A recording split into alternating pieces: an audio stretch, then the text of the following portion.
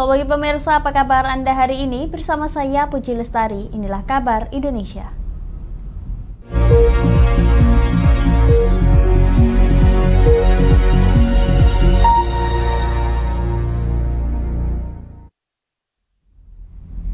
Pemirsa, sejumlah kios yang berada di Pasar Darurat Wiradesa, Kabupaten Pekalongan, Jawa Tengah ambruk pada Rabu siang setelah pusaran angin kencang menerjang kawasan tersebut. Kepala Dinas Perindustrian dan Perdagangan Kabupaten Pekalongan, Susanto Widodo mengatakan ada sejumlah korban yang mengalami luka berat dan ringan.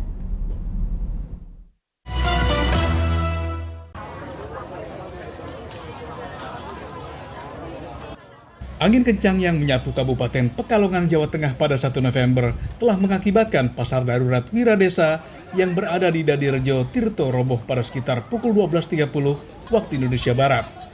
Aparat Polsek Tirto yang mendapat laporan sekitar pukul 13 langsung mengamankan lokasi dengan memberi garis polisi untuk mengamankan barang milik pedagang di bangunan bekas terminal yang dijadikan pasar darurat tersebut. Mengingat masih banyak barang-barang dagangan dan barang berharga lainnya milik pedagang yang tertimbun material. 4 pedagang dilaporkan sempat terjebak reruntuhan material bangunan. 3 diantaranya langsung dievakuasi ke puskesmas dan rumah sakit terdekat karena mengalami luka-luka. Sedangkan 1 orang pedagang berhasil selamat tanpa luka karena berlindung di sela-sela ruang kosong di antara material reruntuhan bangunan. Langsung nekan keras, beres langsung. Ada yang luka, Pak? Ada di orang 3 itu yang luka ringan ning Puskesmas Wiradesa. Ya, luka berat berarti 2. Terus untuk para pedagang mau dipindah kemana atau gimana, Pak? Oh iya, kebetulan ini pada hari ini itu sesuai dengan kesepakatan pedagang yang darurat ini mulai berproses pindah ke pasar baru tanggal 1 sampai tanggal 15.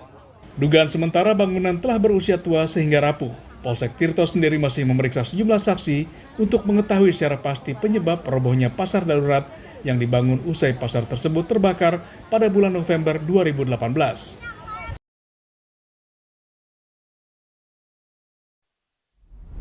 Pemirsa, Wakil Presiden Ma'ruf Amin meminta TNI mengoptimalkan pemanfaatan lahan tidur untuk mewujudkan ketahanan pangan di Indonesia. Hal tersebut disampaikan Wapres Ma'ruf Amin saat menghadiri pembukaan gelaran Nasional Ketahanan Pangan 2023 di Taman Nasional Cibitung, Kabupaten Bekasi, Jawa Barat.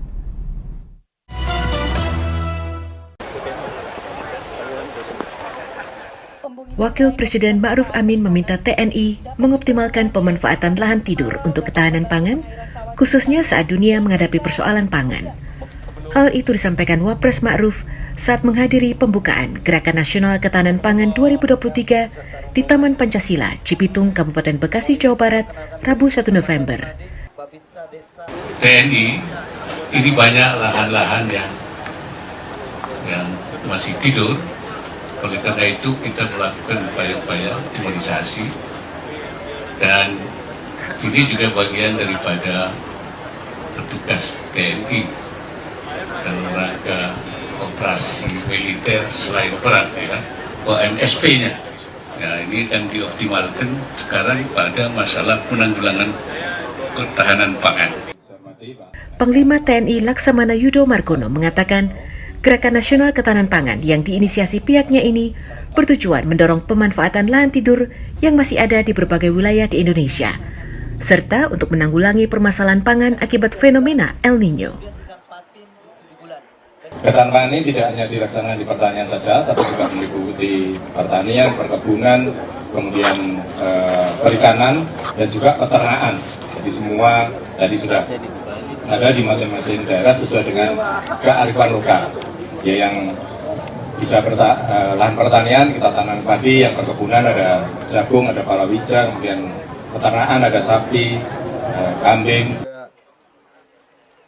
Laksamana Yudo Margono menambahkan, gerakan ini akan dilakukan di 385 titik atau lokasi yang digarap kelompok tani TNI dan diharapkan dapat mewujudkan swasembada pangan.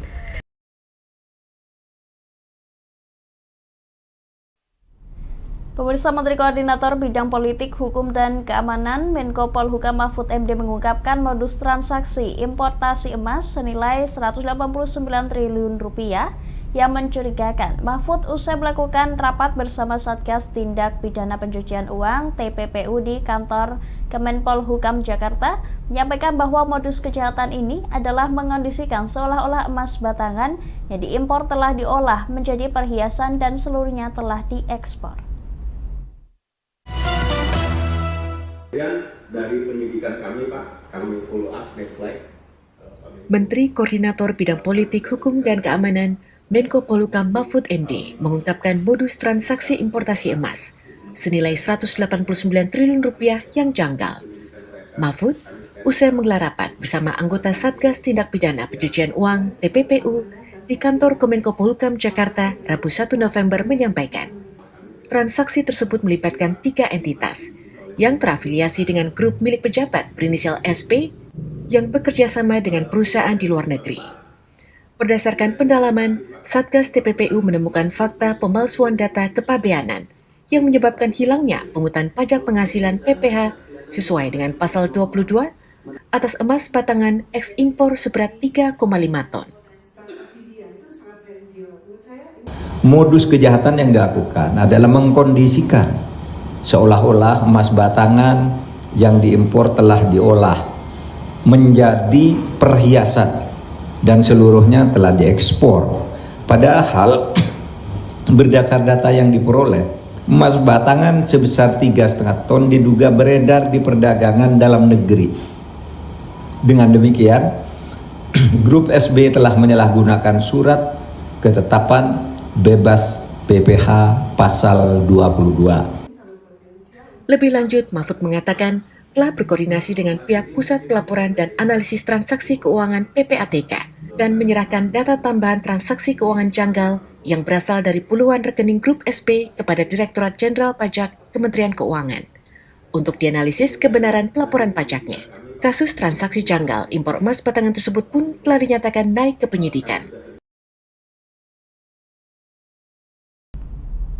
Pemirsa, kami akan jeda sejenak, tetap bersama kami di Kabar Indonesia.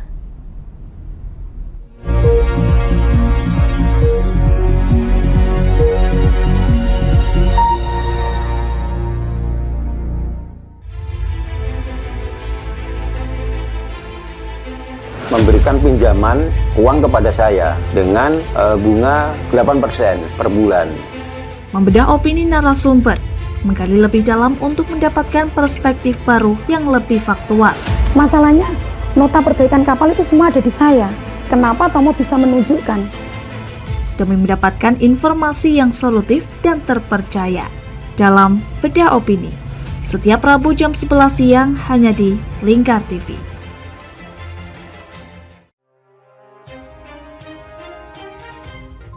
Inilah ketiga anggota komplotan pencuri spesialis pecah kaca mobil setelah melakukan penggelapan 20 sepeda motor dan 2 unit mobil dengan modus retal. Merangkum semua peristiwa sebagai berita yang penuh fakta. Bersama Puji Lestari, saksikan Jateng hari ini setiap Senin hingga Sabtu jam 4 sore hanya di Lingkar TV. Bersama saya Galus Karkinanti dalam Sapa Jateng Lingkar TV. Melintas di daerah Sukolilo dikejar sama petugas bea cukai, ketangkap. Membahas dan menyuguhkan beragam potensi dari berbagai daerah di Jawa Tengah, ditemani narasumber-narasumber handal di bidangnya. Pencegahan dari awal mulai dari perilakunya, perilaku hidup bersih sehatnya juga harus dijaga seperti itu. Kami siap menyapa Anda dalam Sapa Jateng. Setiap Selasa jam 11 siang hanya di Lingkar TV.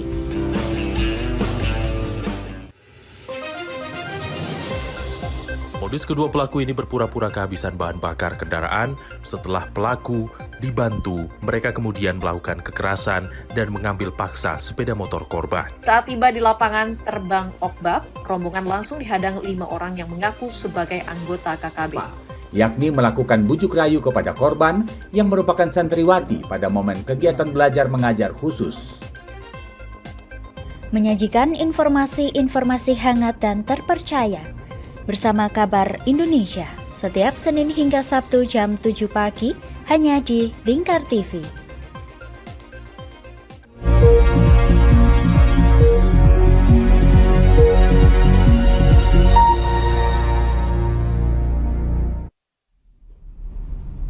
Anda masih menyaksikan kabar Indonesia pemirsa. Tim Kementerian Luar Negeri untuk mengevakuasi 7 warga negara Indonesia dari Gaza, Palestina sudah tiba di Rafah, Mesir pada Rabu 1 November pukul 15:53 waktu Indonesia Barat. Menteri Luar Negeri Retno Marsudi mengatakan bahwa para WNI akan segera dievakuasi setelah mendapatkan jaminan keselamatan dari otoritas di Gaza.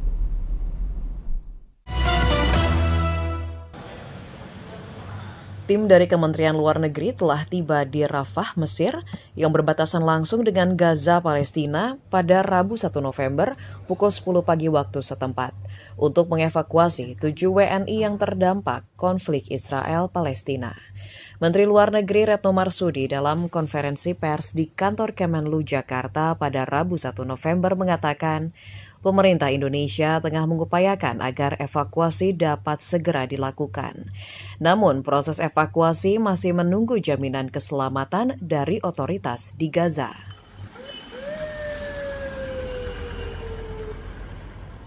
Jadi betul-betul situasi sangat dinamis, tetapi yang kita perlu pastikan adalah kalau toh ada perjalanan, maka perjalanan itu sudah mendapatkan jaminan keamanan dari semua pihak sehingga evakuasi dapat dilakukan dengan selamat.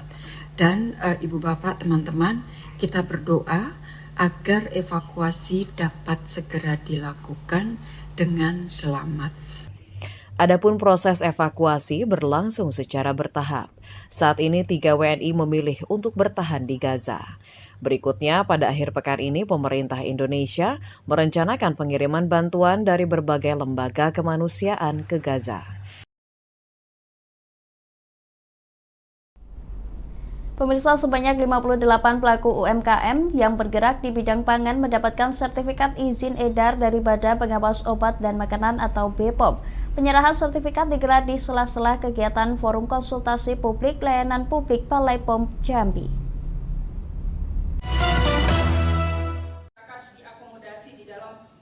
Badan Pengawas Obat dan Makanan BPOM Provinsi Jambi menyerahkan sertifikat kepada 58 pelaku usaha mikro, kecil, dan menengah UMKM Jambi pada Rabu 1 November.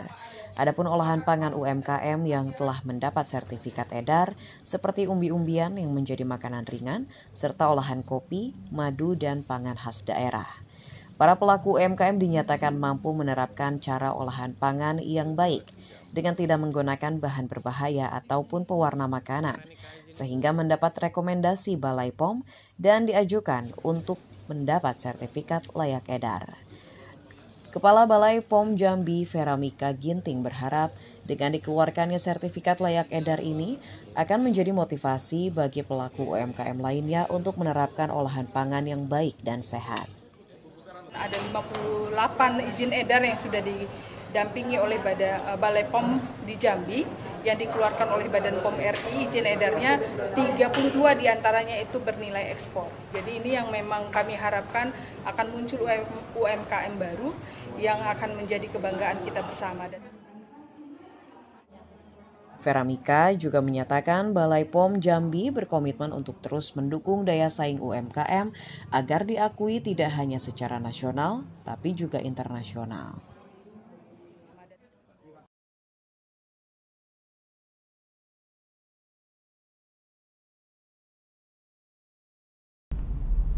Pemirsa, kami akan jeda sejenak, tetap bersama kami di Kabar Indonesia.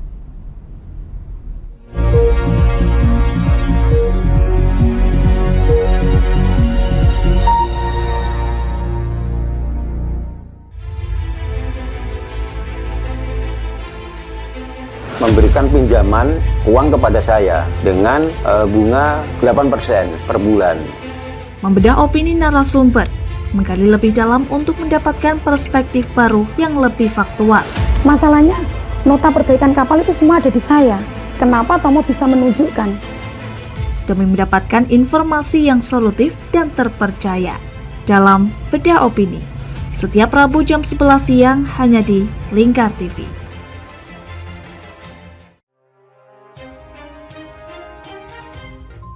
Inilah ketiga anggota komplotan pencuri spesialis pecah kaca mobil setelah melakukan penggelapan 20 sepeda motor dan 2 unit mobil dengan modus retal.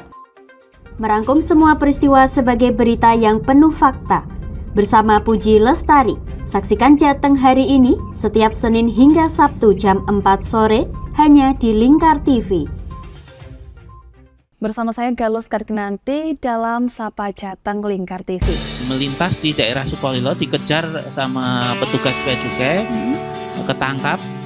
Membahas dan menyuguhkan beragam potensi dari berbagai daerah di Jawa Tengah, ditemani narasumber-narasumber handal di bidangnya.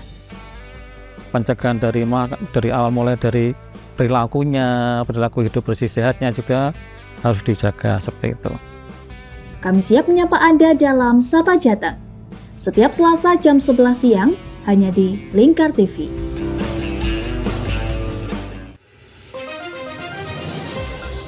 Modus kedua pelaku ini berpura-pura kehabisan bahan bakar kendaraan. Setelah pelaku dibantu, mereka kemudian melakukan kekerasan dan mengambil paksa sepeda motor korban. Saat tiba di lapangan terbang Okbab, rombongan langsung dihadang 5 orang yang mengaku sebagai anggota KKB. Yakni melakukan bujuk rayu kepada korban yang merupakan santriwati pada momen kegiatan belajar mengajar khusus.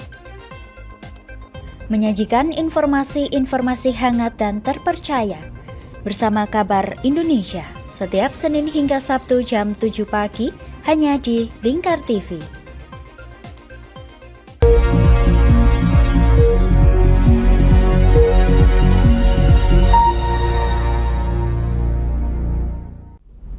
Pemirsa, NTB berhasil meraih peringkat pertama destinasi pariwisata ramah Muslim atau Indonesia Muslim Travel Index dari Kementerian Pariwisata dan Ekonomi Kreatif tahun 2023. Ini menjadi kesempatan emas NTB untuk kompetisi tingkat dunia tahun 2024 mendatang. Berbagai persiapan dilakukan mengingat NTB memiliki potensi besar dalam ajang ini.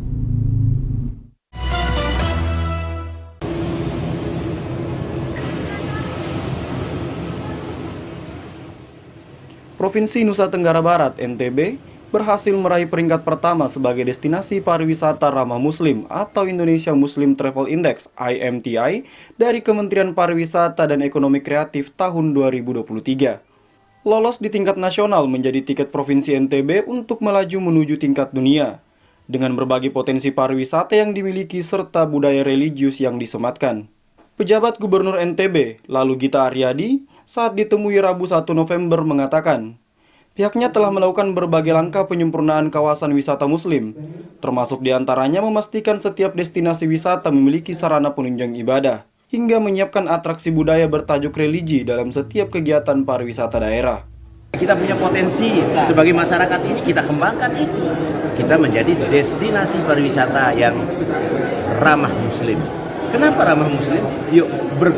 Ini walaupun ada dalil kita musafir misalnya, tetapi tidak ada keraguan pun bagi wisatawan dalam negeri ketika berwisata di NTB, bergerak sedikit sudah bertemu dengan masjid.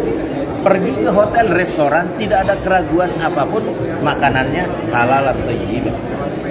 Ini yang ramah dengan wisata Muslim, seperti itu maksudnya.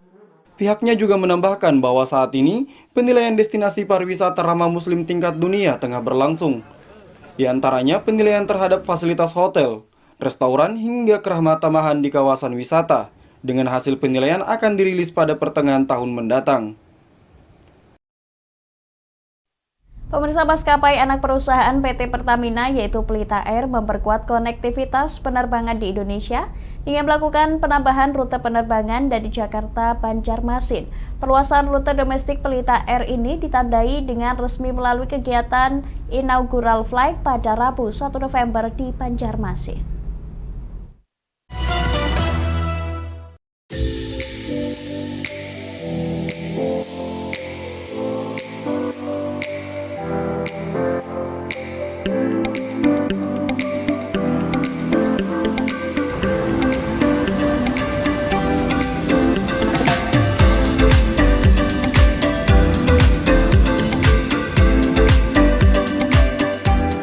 Maskapai anak perusahaan PT Pertamina, Pelita Air telah membuka rute penerbangan perdana dari Jakarta menuju Banjarmasin, Kalimantan Selatan.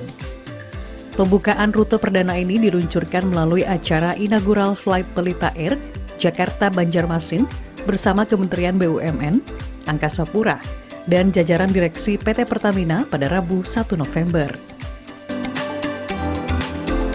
Pesawat jenis Airbus A320 ini memiliki kapasitas sebanyak 180 kursi.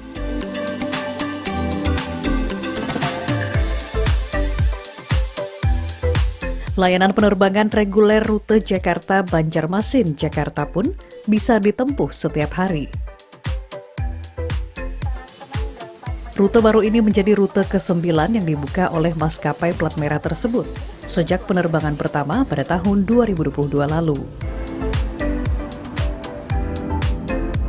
VP Komersial Reguler PT Pelita Air Service, Ferdian di Banjarmasin, Rabu 1 Oktober mengatakan, Kota Banjarmasin dipilih menjadi rute terbaru karena memiliki potensi pasar yang menarik dan mendukung konektivitas transportasi antar wilayah di Kalimantan. Udah pasti dengan adanya penambahan baru terutama Banjarmasin, kita berharap juga mampu mengangkat kembali perekonomian Kalimantan Selatan secara keseluruhan dan pastinya kita juga nanti akan menambah konektivitas yang ada di Kalimantan, baik Kalimantan Timur, Barat, dan Kalimantan Selatan, maupun nanti rute-rute lain di luar dari Kalimantan seperti Sulawesi dan Papua. Tiket rute Jakarta-Banjarmasin dibanderol dengan kisaran harga Rp1.099.000. Saat ini maskapai Pelita Air telah memiliki 9 rute destinasi dengan rincian 3 rute di Pulau Sumatera, 3 rute di Pulau Kalimantan, 1 rute di Pulau Jawa, 1 rute ke Pulau Bali, dan 1 rute menuju Jakarta. Dalam rute baru ini, maskapai Pelita Air juga telah menerapkan kebijakan karbon netral selama penerbangan untuk mengurangi tingginya emisi karbon.